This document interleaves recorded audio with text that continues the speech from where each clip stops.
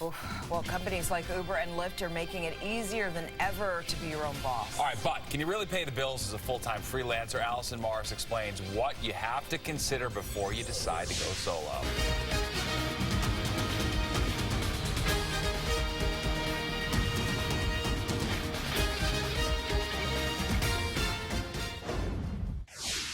Ride-sharing companies and others like them have caused a boom in the freelance job market. But while the gig economy might be like the promised land when you're having a bad day at work, joining us is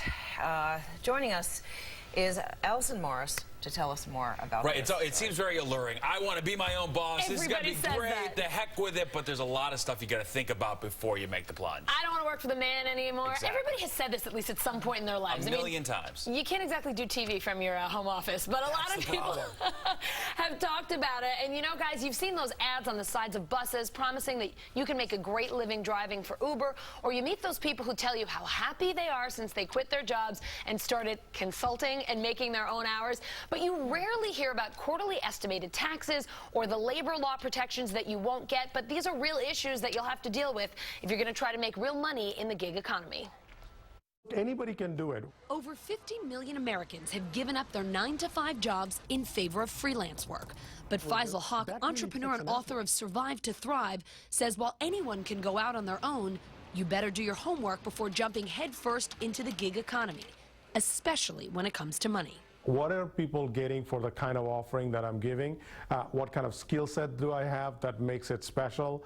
That's kind of driver for pricing. If you're way too cheap, people are not going to hire you because people think you don't know what you're talking about. If you're way too much, then people are not going to hire you because you're just pricing yourself off the market. You'll also need to rethink your resume, prioritizing past projects over experience. Education or past employment absolutely means nothing. It's all about the output because that's what you're hiring people for. And you have to have a portfolio that shows what you have done.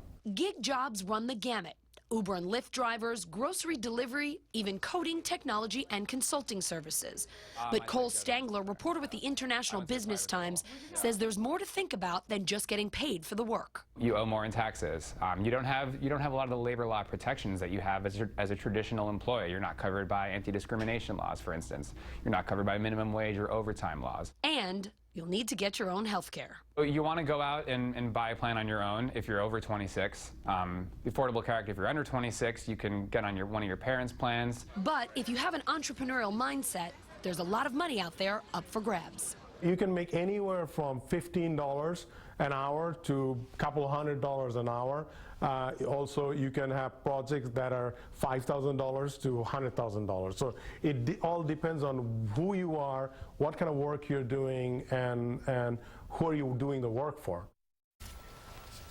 All right, something to think about. Why not moonlight as a gig worker? Both Stangler and Hoque advise try to do some freelancing work on the side before you quit your day job just to see how it goes. Some other recommendations. There are some great websites out there. Freelancer.com is a really good place to look for available work, and freelancersunion.org. That's the union site, but you don't have to be a member to use its resources. Always good to just kind of dip your toe in before you make the plunge. It feels good to make these big dramatic moves, but a little bit at a time sometimes is the better idea overall. Absolutely. Good deal. Thank you, Alison.